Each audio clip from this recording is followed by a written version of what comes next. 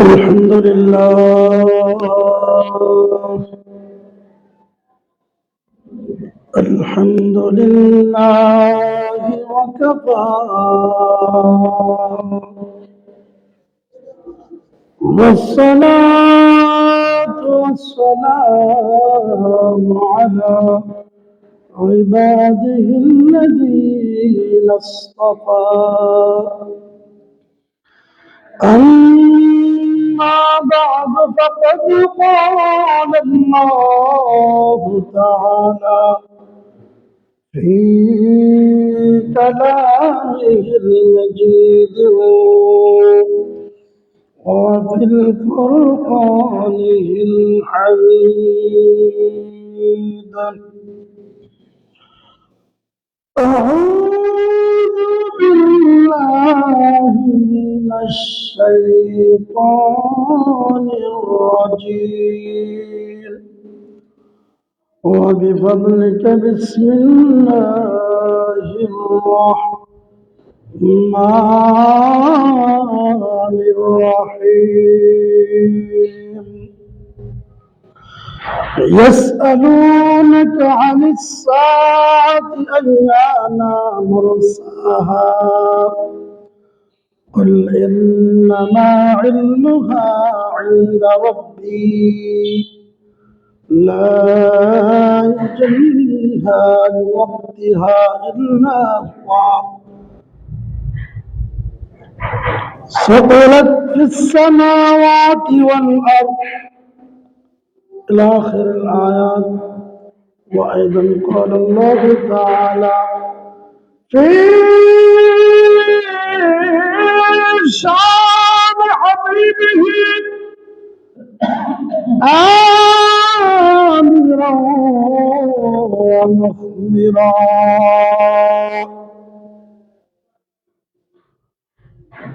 إن الله وملائكته يصلون على النبي يا أيها الذين آمنوا صلوا عليه وسلموا تسليما. اللهم صل على سيدنا مولانا محمد وعلى سيدنا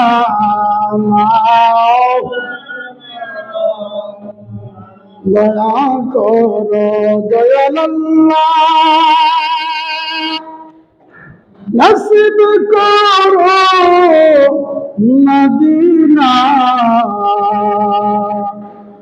নূর নবীজিকে না দেখাইয়া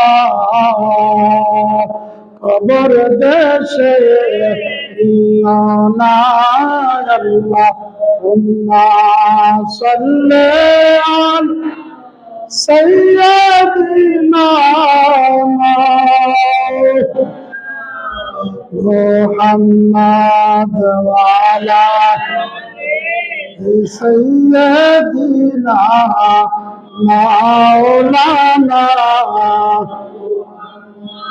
كندن جاني ডাকাশিবে এই দুনিয়া সারিতে পরনের পোশাক খুলে খুলে কাপনের কাপড় পরাইবে আল্লাহুম্মা সাল্লি আলা মাওলানা মুহাম্মদ ওয়া আলা আলি সাইয়্যিদিনা মাওলানা মোহাম্মদ সাদ লা ইলাহা ইল্লাল্লাহ ইল্লাল্লাহ লা ইলাহা ইল্লাল্লাহ লা ইলাহা ইল্লাল্লাহ লা ইলাহা ইল্লাল্লাহ ইল্লাল্লাহু মুহাম্মাদুর রাসূলুল্লাহ সাল্লাল্লাহু তাআলা আলাইহি ওয়াসাল্লাম। বাইরে একটু বসে উপস্থিত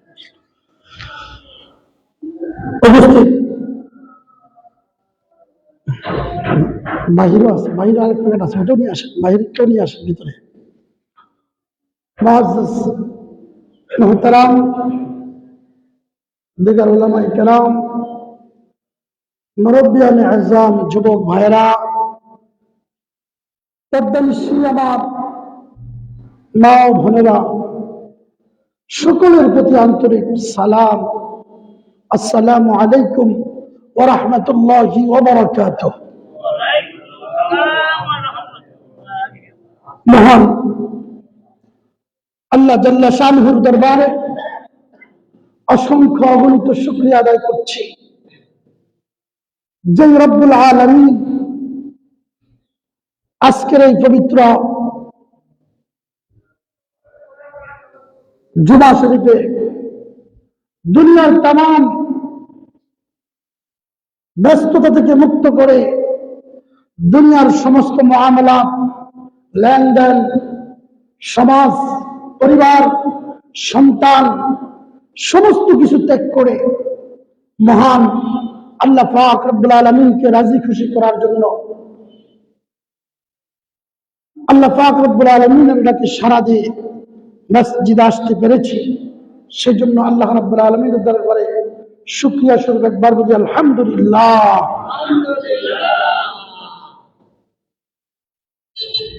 অনেক ভাইরা আজকে জুমার দিন মসজিদে আসবে নিয়ত করেছে, কিন্তু আল্লাহ পাক তাদেরকে এখনো কবুল করে নাই।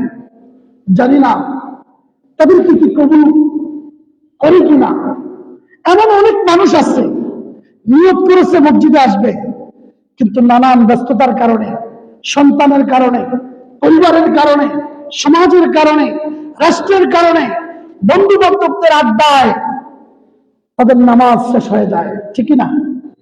নামাজ আসার সুযোগ হয় না। বুঝতে হবে তাদের নসিব খারাপ, তাদের নসিব মন্দ। মহান আল্লাহ পাক রব্বুল আলামিনের দয়া মেহেরবানি তাদের মধ্যে না থাকার কারণে তারা আজকে ভালো কাজ থেকে দূরে সরে আছে। আল্লাহ পাক রব্বুল আলামিনের দরবারে শুকরিয়া। আমাদের মতো কতগুলো অধম পাপীদেরকে আল্লাহ পাক রব্বুল আলামিন ভালো কাজের জন্য আল্লাহ পাক রব্বুল আলামিনের ঘরে কবুল করেছেন। সেজন্য আবার বলি আলহামদুলিল্লাহ।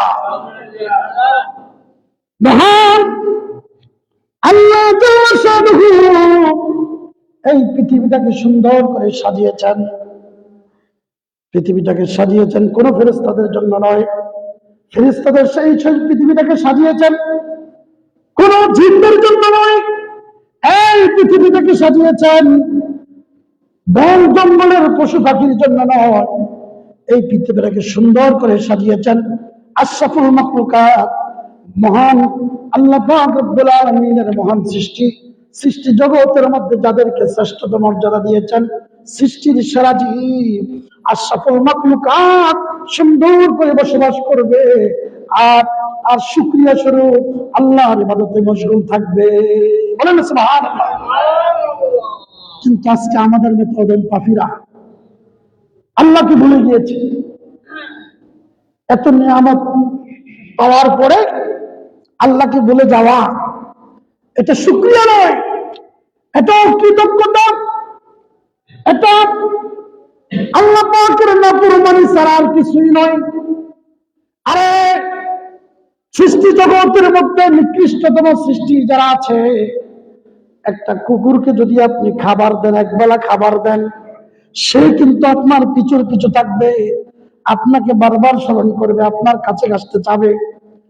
কিন্তু আজকে আমরা সৃষ্টির সেরা জীব মানুষ হওয়ার পরেও, আজকে এত নিয়ামত ভোগ করার পরেও, সুস্থতার মতো নিয়ামত পাওয়ার পরেও, ধন সম্পদ পাওয়ার পরেও, বাড়ি গাড়ি পাওয়ার পরেও, সুন্দর সন্তান সন্ততি নারী সব কিছু পাওয়ার পরেও আমরা আল্লাহকে ভুলে গেলাম।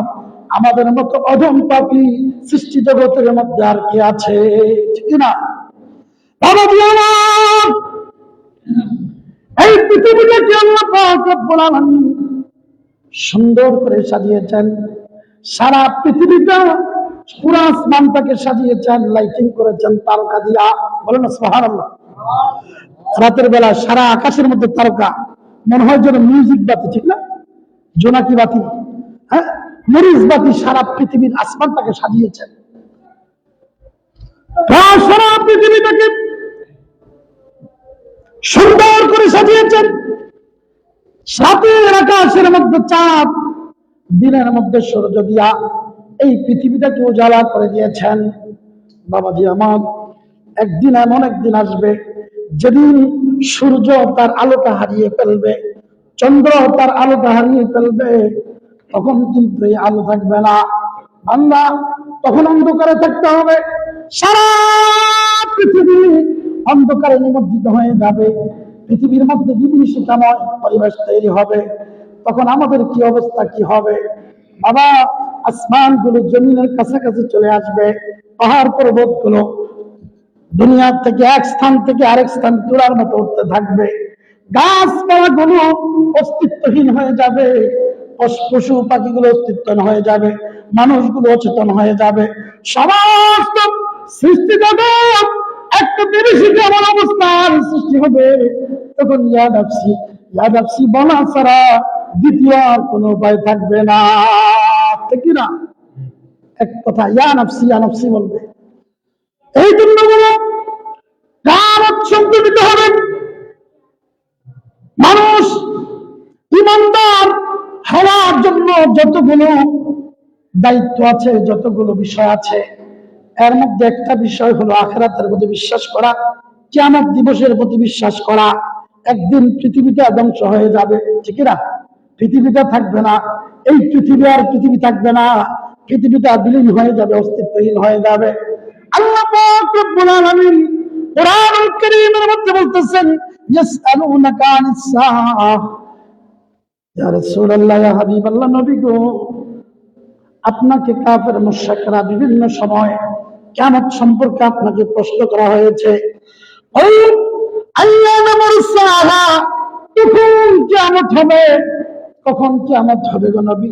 এই প্রশ্নটা যখন বিভিন্ন ইহুদি নাসারা কাফের মুশরিকরা যখন করেছে, আপনি তাদেরকে এলান করে দেন, তাদেরকে জানিয়ে দেন, ইন্নামা ইলমুহা ইনদা রাব্বি।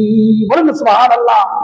আল্লাহ পাক রব্বুল আলামিন বলেন, হাবিব, আপনাকে যখন কিয়ামত সম্পর্কে কখন হবে প্রশ্ন করেছে, আপনি তাদেরকে জানিয়ে দেন যে এই বিষয়টা আমার রবের উপর, আমার রব জানে, এই বিষয়টা আমার আল্লাহ জানে, এই বিষয়টা আমার প্রভু জানে। বলেন সুবহানাল্লাহ। এরপরে বললেন, এই বিষয়টা কিয়ামত নির্দিষ্ট সময়, এটা আল্লাহ পাক রব্বুল আলামিন যে সময়টা নির্ধারণ করে রেখেছেন, ওই নির্ধারিত সময় আল্লাহ পাক রব্বুল আলামিন কিয়ামত ঘটিয়ে দিবেন। এটা হঠাৎ করে আসবে, এটা আশ্চর্যজনক হঠাৎ করে আসবে। এটা আসমান এবং জমিনের মাঝখানে, এটা গুরুতর অবস্থা আছে, এটা সাবেক অবস্থা আছে।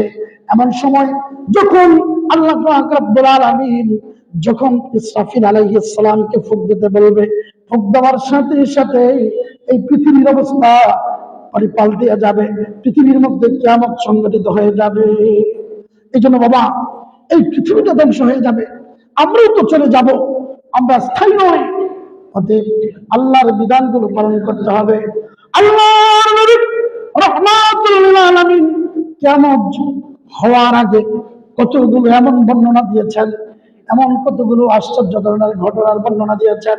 কিয়ামতের আগে এমন কতগুলো ঘটনা ঘটবে, যেই ঘটনাগুলো মানুষ আশ্চর্য হয়ে যাবে, যে ঘটনাগুলো মানুষদেরকে আশ্চর্য করে ফেলবে, যে ঘটনাগুলো মানুষ কল্পনাও করতে পারবে না। দেখেন, কেমন আসার আগে আল্লাহর নবী সাল্লাল্লাহু আলাইহি ওয়াসাল্লাম বলেন, কিয়ামতের একটা আলামত হলো আমি নবী এই পৃথিবীতে আগমন করা। বলেন না সুবহানাল্লাহ। যেমন আল্লাহ নবী আখির নবী, ওনার পরে আর কোন নবী আসবে? রাসূল পাক সাল্লাল্লাহু আলাইহি ওয়াসাল্লাম দুইটা আঙ্গুলি একসাথে করে বলেছেন, আমার মাঝে আর কিয়ামতের মাঝে এই দুইটা আঙ্গুলের মধ্যে যতটুকু ফাঁকা জায়গা আছে এর পরিমাণ সময়। বলেন না সুবহানাল্লাহ। বাবাজি আমার, আল্লাহর নবী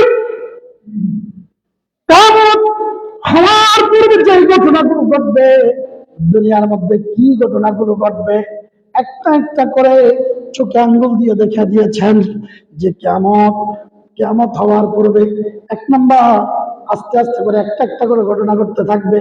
যে সূর্য যে আপনার সূর্য দ্বিখণ্ডিত, চন্দ্র দ্বিখণ্ডিত হবে, সূর্য কি হবে? চন্দ্র চাঁদ দ্বিখণ্ডিত হয়ে যাবে। এটা রাসূলের জামানায় কি হয়ে গেছে? চাঁদ দ্বিখণ্ডিত হয়েছে না, চন্দ্র দ্বিখণ্ডিত হয়ে গেছে। এই জন্য বলা শুরু তাই নয়, আরো কতগুলো ঘটনা ঘটবে কিয়ামত হওয়ার পূর্বে। যে এক ধরনের আলামত, এটাদেরকে বলা হয়, এটা বলে আলামতে কুবরা, আরেক ধরনের আলামত বলে আলামতে সুগরা। ছোট ছোট কতগুলো আলামত ঘটবে, তারপরে বড় বড় কতগুলো আলামত ঘটবে। এই পৃথিবীর মধ্যে মানুষ মা বাবার কারণে, মা বাবার মাধ্যমে এই পৃথিবীর মধ্যে সন্তান আগমন করেছে। এই জন্য পৃথিবীর মধ্যে সবচেয়ে আপন, সবচেয়ে কাছের মানুষ হলো তার মা বাবা, ঠিক না? মা বাবার চেয়ে আরো আপন আর কেউ আছে? আর কেউ নাই। কিন্তু বাবা, কিয়ামতের একটা আলামত হলো কিয়ামতের পূর্বে মা বাবা সন্তানের সবচেয়ে কাছের মানুষ, সন্তানের সবচেয়ে আপনজন, সবচেয়ে যে মানুষটার কোনো চাহিদা নাই, যেই মানুষটার কোনো বড় কোনো আশা নাই, যে মানুষটা সন্তানের জন্য জীবন দিতে পারে। পৃথিবীর মধ্যে এমন কোনো মানুষ নাই যে সন্তানের জন্য জীবন দিতে পারে। এর বেমিসাল একমাত্র দৃষ্টান্ত স্থাপন করেছে মা বাবা, ঠিক না? নিজের মা বাবা সন্তানের জন্য জীবন দিতে পারে। হাজার হাজার উদাহরণ আছে। কিন্তু আপনি দেখেন, আজকে তো সন্তান, আজকে আমাদের কিয়ামতের একটা আলামত হলো ওই যে আপন মা বাবাকে দাস দাসী বানিয়ে ফেলবে। দাস দাসীর সাথে যে আচরণ করা হবে, তার আপন দাসীর সাথে যে আচরণ করা হবে, নিজের মা বাবার সাথে সে আচরণ করা হবে। আচ্ছা বলেন তো দেখি, দাস দাসীদেরকে ভালো বিছনায় শুইতে দেয় কিনা? ভালো রুম দেয় কিনা? ভালো রুমে শুইতে দেয় না, ভালো বিছনা দেয় না, ভালো পোশাক দেয় না, ভালো খাট পালন দেয় না, ভালো জীবন যাপন করার কোনো উপকরণ দেয় না। নিজেরা 5 তলা 10 তলা এয়ার কন্ডিশনের ভিতরে থাকে।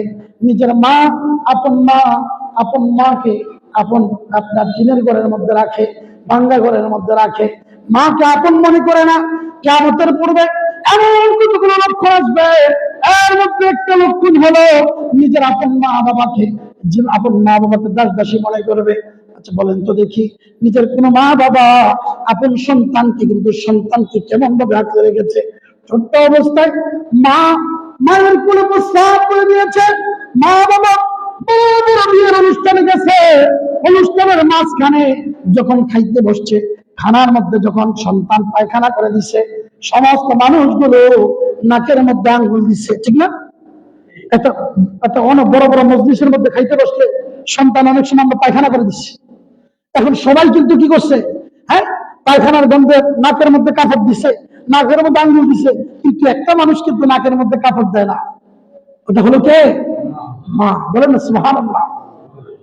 যেই মা বাবা সন্তানকে নিজের রক্তের সাথে তুলনা করা হয়েছে, নিজের রক্ত যেমন নিজের শরীরের মধ্যে আছে, নিজের অস্তিত্বের মধ্যে আছে, সন্তানকে নিজের অস্তিত্ব মনে করেছে, ঠিক না? আজকে সেই সন্তান কিন্তু মা বাবাকে আপন মনে করবে না। আজকে 3 কথার সাথী পায়া 3 বার যে কবুল করার মাধ্যমে যে সন্তান যে স্ত্রী পায়া, 3 কথার সাথী পায়া যে স্ত্রীকে সবচেয়ে আপন মনে করে, স্ত্রীর জন্য সব কিছু বিলায়া দেয়, ঠিক না? সব বাড়ি বলেন, গাড়ি বলেন, রুম বলেন, এসি বলেন, এয়ার কন্ডিশন সব আপন স্ত্রীকে আপন মনে করেন। কিন্তু আপনি পরীক্ষা করে দেখবেন এই স্ত্রী আপনার দূরদিনে কিন্তু আপনার পাশে থাকবে না। আপনি যখন আপনার সুদিন যখন আসবে, আপনার সাথে সুন্দর আচরণ করবে, মধুর আচরণ করবে, কিন্তু আপনার যখন দুর্দিন চলবে আপনাকে তুচ্ছ তাচ্ছিল্য ছাড়া আর কোনো আচরণ করবে না। এই জন্য বাবা সন্তানের জন্য নিজের মা বাবা জীবন দিতে পারে, কিন্তু আজকে সন্তান আজকে মা বাবাকে দাস দাসীর মতো মনে করে। এই জন্য দেখেন কিয়ামতের একটা বড় আলামত হলো নিজের মা বাবার সাথে খারাপ আচরণ করবে, নিজের স্ত্রীর সাথে ভালো আচরণ করবে।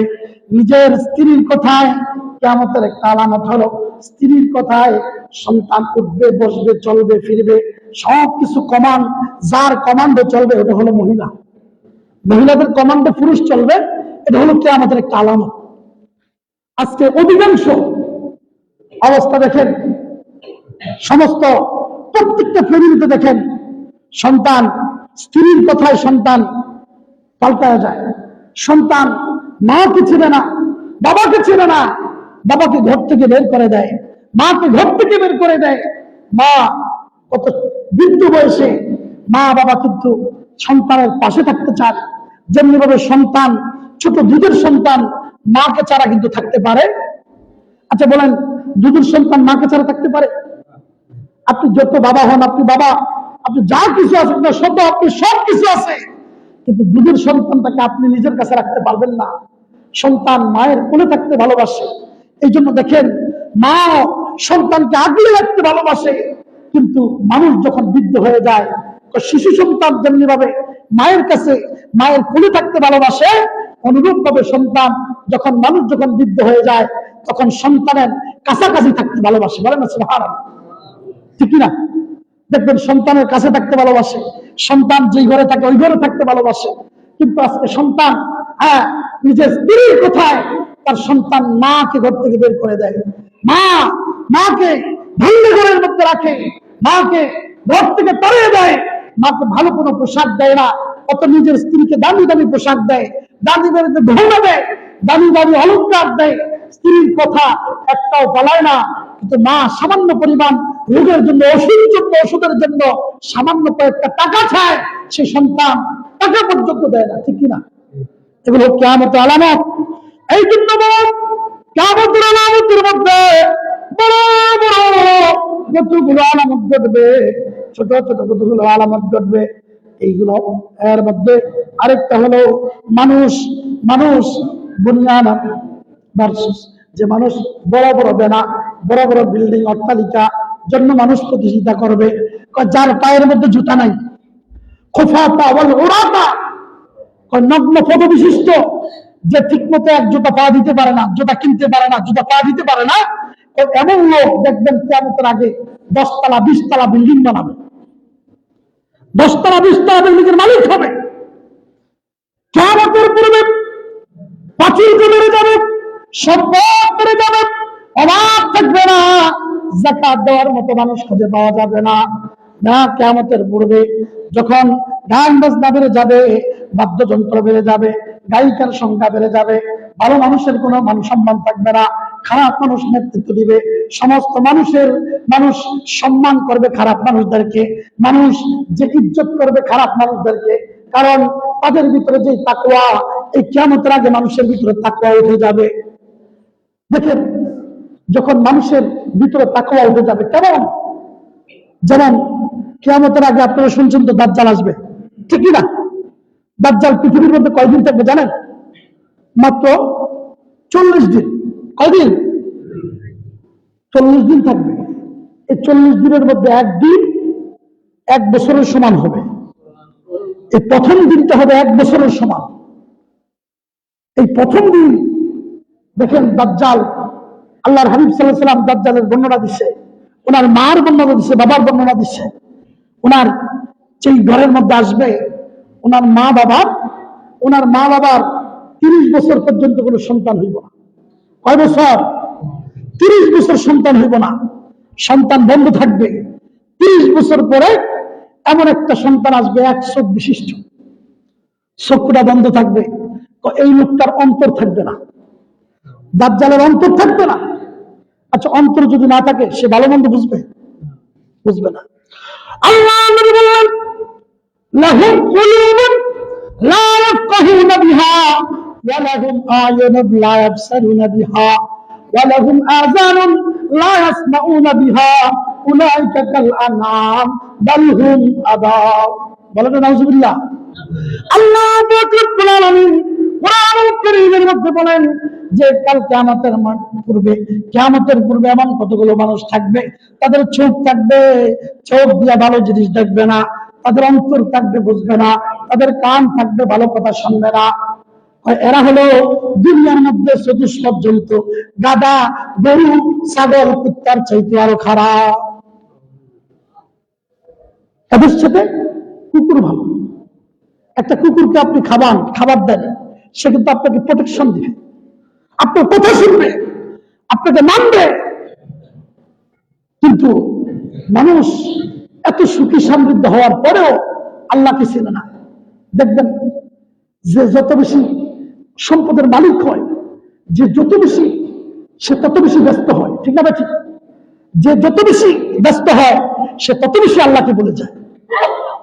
এই জন্য আল্লাহ নবী সমস্ত উহুদ পাহাড়, সমস্ত উহুদ পাহাড় যদি বলা হতো, ওগো নবী আপনার জন্য সমস্ত উহুদ পাহাড়টা স্বর্ণ বানায় দিব, আচ্ছা বলেন স্বর্ণ হতো না? স্বর্ণ হয়ে যাইত। কিন্তু আমার নবী ওই তিনি দারিদ্রতাকে গ্রহণ করেছেন, তিনি দারিদ্রতাকে গ্রহণ করেছেন। বলে না না, উহুদ পাহাড় স্বর্ণ হোক, উহুদ পাহাড় পরিমাণ সম্পদ হোক। আপনারা তো জানেন মা খাদিজাতুল কুবরা রাদিয়াল্লাহু তাআলা আনহা যখন আমার নবীর সাথে যখন শাদী মুবারক হয়েছে, তখন খাদিজাতুল কুবরার সম্পদের পরিমাণ ছিল 40 মণ স্বর্ণ। বলেন না সুবহানাল্লাহ। কয় মণ স্বর্ণ? 40 মণ স্বর্ণ। কল্পনা করতে পারবেন? 40 মণ সম্পদ, 40 মণ স্বর্ণের মালিক ছিল মা খাদিজাতুল কুবরা। মা খাদিজাতুল কুবরা 40 মণ সম্পদের মালিক, 40 মণ স্বর্ণের মালিক, সমপরিমাণ সম্পদের মালিক। যেই মাত্র রাসূলের সাথে যখন আল্লাহর নবীর যখন আগ্রহ হলো, যখন শাদী মুবারাকা হলো, মা খাদিজাতুল কুবরা রাসূলকে এমন ভাবে চিনেছেন, এমন ভাবে জেনেছেন, 40 মণ সমপরিমাণ স্বর্ণের সমপরিমাণ সম্পদ রাসূলের কদমের মধ্যে কোরবানি দিয়ে দিয়েছে। এখন আপনাদেরকে প্রশ্ন করি, বাবা 40 মণ সমপরিমাণ স্বর্ণের মালিক হওয়ার পরেও আল্লাহর নবীর কয়টা বাড়ি আছে? আসেনি? কয়টা গাড়ি আছে? এমন কিছু নাই। মা খাদিজাতুল কুবরা হঠাৎ একদিন মা খাদিজাতুল কুবরা বাহির থেকে আয়েশা বলতেছে, বিবি ঘরের মধ্যে কিছু আসেনি, আমার কিছু খাইতে দাও। তখন মা খাদিজাতুল কুবরা চোখের পানি ছেড়ে দিয়ে বলছে, ইয়া রাসূলুল্লাহ, ঘরের মধ্যে কিছুই নাই, একজনে হাদিয়া হিসেবে এক পেয়ালা দুধ, বকরির দুধ দিয়ে গেছে, এই দুধটা আছে, আরেকজনের 4টা খুরমা খেজুর দিয়ে গেছে, 2টা আমি খাইছি আর 2টা আপনার জন্য রেখে দিয়েছি। বলেন না সুবহানাল্লাহ। আল্লাহ নবী যখন বলছে আনো, আমি ক্ষুধার যন্ত্রণা সহ্য করতে পারি না, তখন এইগুলো আনা হলো। আনার পরে রাসূল পাক সাল্লাল্লাহু আলাইহি ওয়াসাল্লাম গ্রহণ করবেন, এই সময় নজর পড়ছে খাদিজাতুল কুবরার কাপড়ের দিকে। মা খাদিজাতুল কুবরার কাপড়ের মধ্যে তালি আর তালি, শিলি দেওয়ার মতো আর কোনো জায়গা নাই, শিলালির মতো আর কোনো জায়গা নাই, সমস্ত কাপড়টা যেন তালি দিতে দিতে আর জায়গা নাই। আল্লাহর নবী সাল্লাল্লাহু আলাইহি ওয়াসাল্লাম মা খাদিজাতুল কুবরার দিকে তাকায়া চোখের পানি ছেড়ে দিয়েছে, হ্যাঁ খাদিজা, যেদিন তোমার সাথে আমার বিবাহ বন্ধনে আবদ্ধ হয়েছিল খাদিজা, তুমি 1 মণ নয়, 2 মণ নয়, 40 মণ স্বর্ণ পরিমাণ সম্পদ আমার কদমের মধ্যে দিয়ে দিছ। আজকে আমার কাছে একটা কাপড় পর্যন্ত চাও না, তার কারণটা আমাকে খুলে বলো। হে খাদিজা, আমি যখন ঘর থেকে বের হয়ে যাই, তুমি তো কখনো আমাকে একটা কাপড় আনার কথা বলো না, ব্যাপারটা কি? আজকে তুমি দেখলাম সারা শরীরের মধ্যে ছিঁড়া কাপড় পরে আছো। দেখুন দুইজনের চোখের মধ্যে পানি, মা খাদিজাতুল কুবরার চোখেও পানি, আল্লাহর নবীর চোখেও পানি। হে খাদিজা, 1 মণ না 2 মণ না 40 মণ স্বর্ণের পরিমাণ সম্পদ আমার কাছে দিছ, কিন্তু একদিনের জন্য একটা কাপড় চাও না, ব্যাপারটা কি, কারণটা কি? মা খাদিজাতুল কুবরা চোখের পানি ছেড়ে দিয়ে বলছে, ইয়া রাসূলুল্লাহ, আমি জানি আমার প্রাণের স্বামী আপনি, আপনার কাছে একটা কাপড় কেনার মতো টাকা এখন নাই। বলেন না সুবহানাল্লাহ। একটা কাপড় কেনার মতো টাকা আপনার কাছে নাই। ইয়া রাসূলুল্লাহ, ইয়া হাবিবাল্লাহ, নবী গো, আমি এই মুহূর্তে যদি আপনার কাছে কাপড় চাই, আপনি যদি আমাকে কাপড় না দিতে পারেন, আপনি মনে মনে কষ্ট পাবেন। আমি চাই না আমার প্রাণের স্বামী কষ্ট পাক। বলেন সুবহানাল্লাহ।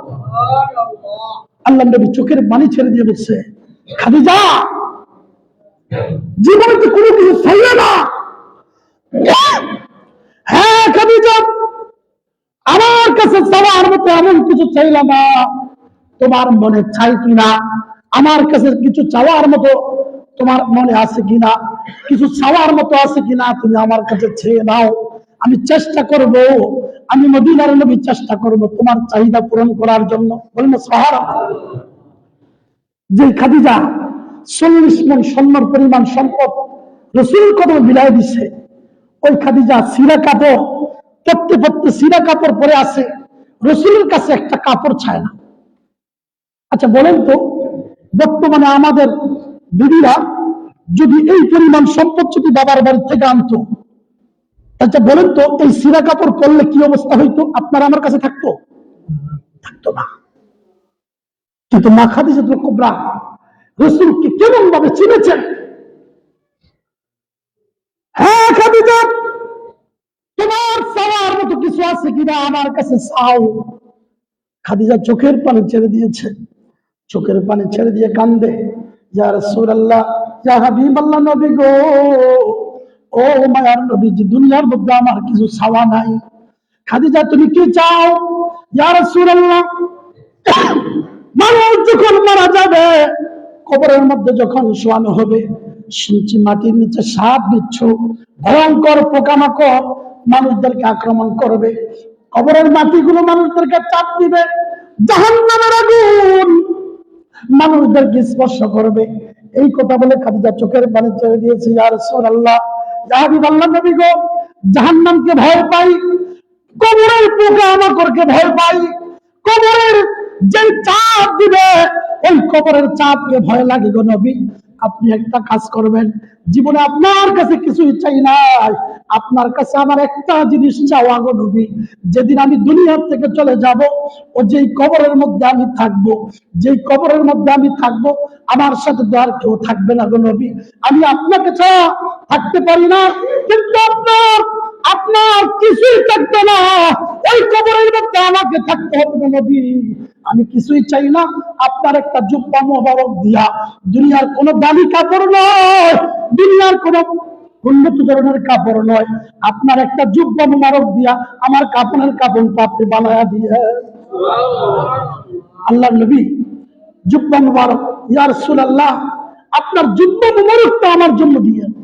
আল্লাহ নবী কান্দে আর বলে, খাদিজা, এই জুব্বাটা দিয়ে তোমার কি হবে বলো? ইয়া রাসূলুল্লাহ, নবী গো, ও আমার নবীজি, আমার বিশ্বাস আপনি নবীর জুব্বা মোবারক যদি আমার গায়ের ভিতরে থাকে, আপনার জুব্বা মোবারক যদি আমার গায়ের ভিতরে থাকে গো নবী, আমার বিশ্বাস হলো জাহান্নাম যত শক্তিশালী হোক না কেন, জাহান্নামের আগুন যত ভয়ঙ্কর হোক না কেন, জাহান্নামের আগুন এই খাদিজার শরীর স্পর্শ করবে না। আল্লাহু আকবার বলেন। এই খাদিজার শরীর জাহান্নামের আগুন স্পর্শ করবে। খাদিজা, দ্বিতীয় নম্বর, আর তোমার কোনো চাওয়া আছে কিনা? আমার নবী বলেন, আর কোন চাওয়া আছে কিনা? মা খাদিজা বলবে, ইয়া রাসূলুল্লাহ, আর বেশি কিছু চাওয়া নাই, জাহান্নামের আগুন থেকে যদি বাঁচতে পারি। আরেকটা হলো কবরের মধ্যে, যেই কবরের মধ্যে আমি থাকবো, ওই কবরের মধ্যে কোনো বিছনা নাই, কোনো বালিশ নাই, উন্নত ধরনের কোনো প্রোটেকশন নাই, চতুর্দিকে মাটি আর মাটি, চতুর্দিকে পোকামাকড়। যেই মাটিটা এমন ভাবে প্রত্যেক মানুষকে চাপা দিবে, বাম হাড় গুলো বাম হাড়ের ভিতরে লেগে যাবে, বাম হাড় গুলো বাম হাড়ের ভিতরে লেগে যাবে। ইয়া রাসূলুল্লাহ, নবী গো, আমি যেদিন যেদিন মরে যাব, যখন আমার জানাজার নামাজটা শেষ হয়ে যাবে, জানাজার পরে যখন আমার খাটিয়াটা যখন কবরের দিকে নিয়ে যাওয়া হবে, ওই কবরের মধ্যে যখন আমাকে রাখা হবে, নবী, রাখার আগে যেই কবরের মধ্যে আমি শুইব, ওই কবরের মধ্যে আগে আপনি নবী একবার শুইয়া যাইবেন। আপনি আমার কবরের মধ্যে আপনি একবার শুইবেন। খাদিজা, আচ্ছা আমি তোমার কবরের মধ্যে শুনলাম, শুনে কি হবে? আল্লাহ নবী বলেন, খাদিজা, তোমার কবরের মধ্যে যদি আমি শুই তাহলে কি হবে? খাদিজা জবাব দেয়, ইয়া রাসূলুল্লাহ, ইয়া হাবিবাল্লাহ, নবী গো, আপনি তো শুধু আমাদের নবী না, আপনি তো সমস্ত সৃষ্টি জগতের নবী। আপনি মাছের নবী, আপনি গাছের নবী, ফেরেশতাদের নবী, সমস্ত মালাইকাদের নবী, আপনি সমস্ত পৃথিবীটা, সমস্ত প্রাণীগুলোর নবী। আপনি মাটিও আপনাকে শ্রদ্ধা করে, মাটিরও নবী।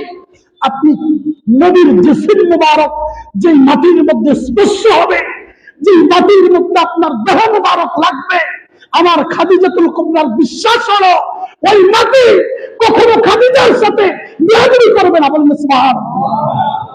ইয়া রাসূলুল্লাহ, আপনার জিসিম মুবারক যদি ওই মাটির মধ্যে স্পর্শ হয়, আমার বিশ্বাস হলো ওই মাটি কখনো বেয়াদবি করবে না, এই মাটি আমাকে চাপা দিবে না। বলেন সুবহানাল্লাহ।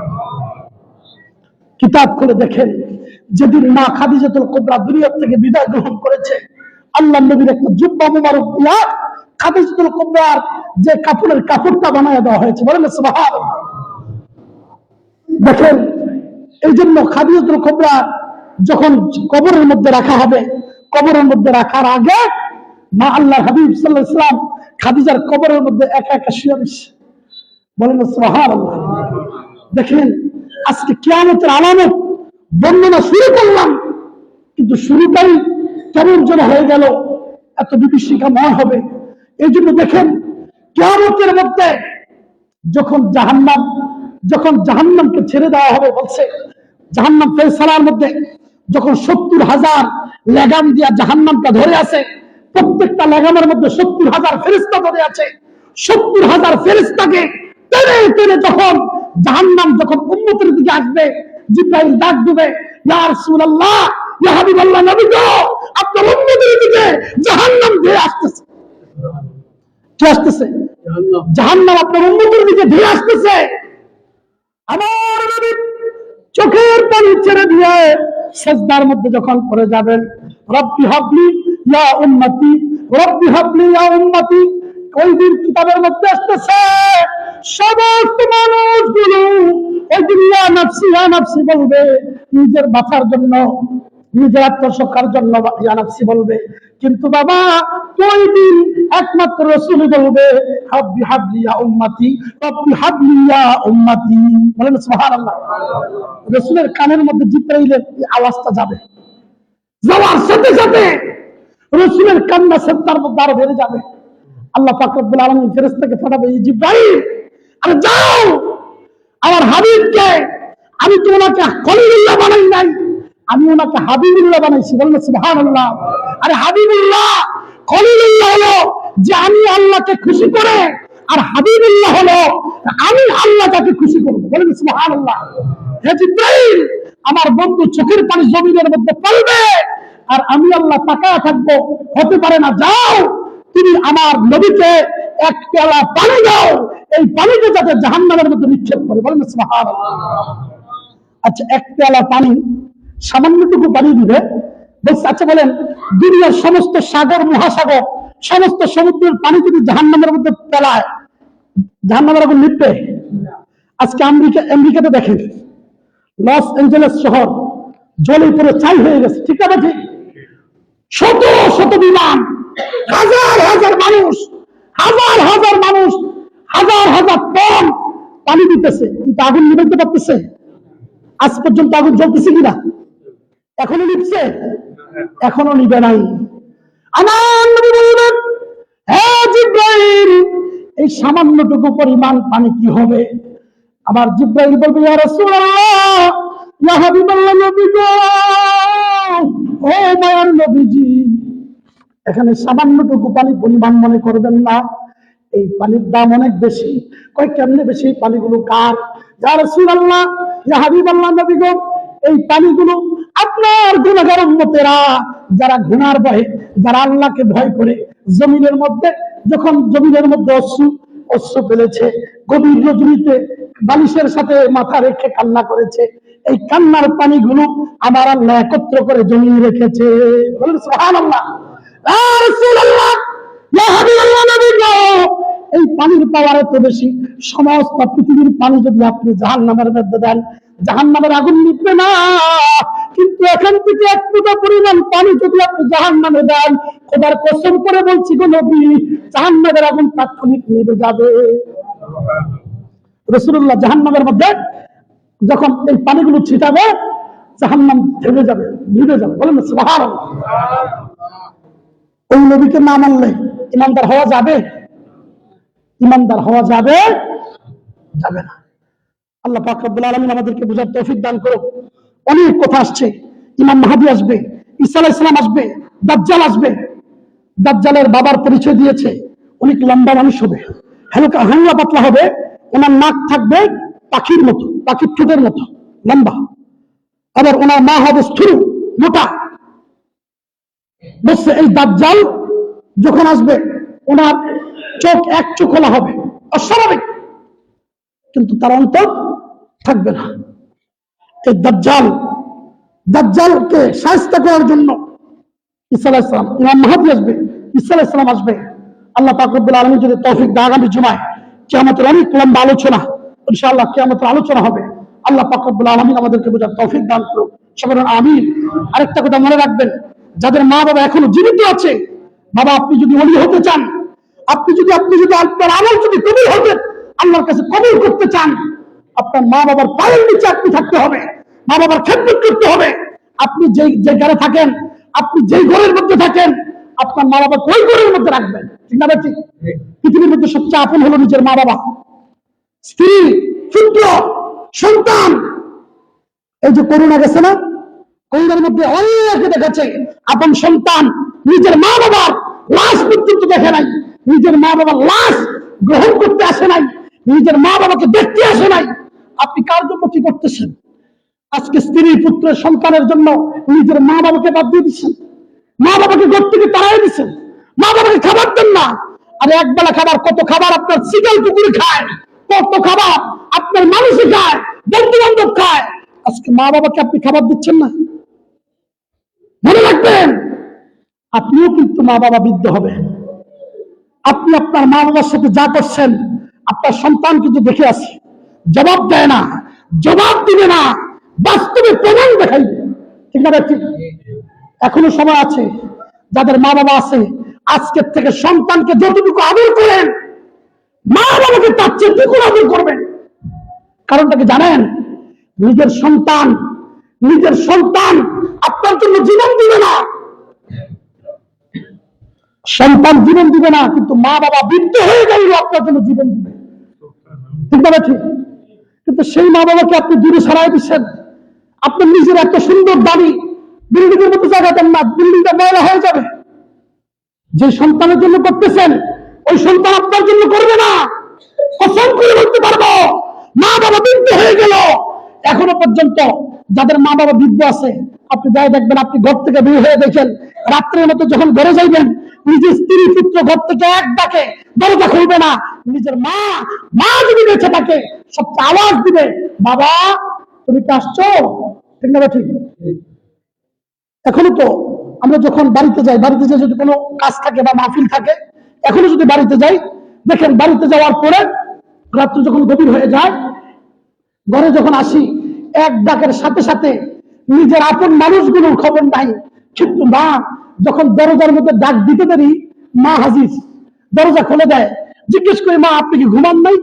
বাবা কেমনি ঘুমাই, কিন্তু বাইরে, তোকে বাইরে রাখা, আমার রক্ত যেমন দেহের মধ্যে না থাকলে আমার দেহ চলে না। আর তুই সন্তান, তুমি বাইরে চলে যাস, আমার ঘুম আমার চোখের মধ্যে আসে না। ঠিক না ঠিক? এই জন্য বাবা এখনো সময় আছে। বাবা আপনি যদি আল্লাহর কাছে মকবুল হতে চান, আপনি যদি আল্লাহর কাছে কবুল হতে চান, আপনার ইবাদত যদি কবুল করতে চান, আপনি যদি ভালো মানুষ হতে চান, মা বাবার খেদমতে লেগে যান। বাইজিদ বুস্তামি ওলি হয়েছে মায়ের কারণে। ঠিক না ঠিক? শুধু বাইজিদ বুস্তামি না, হাজার হাজার মানুষ আল্লাহ ওলি হয়েছে মা বাবার কারণে।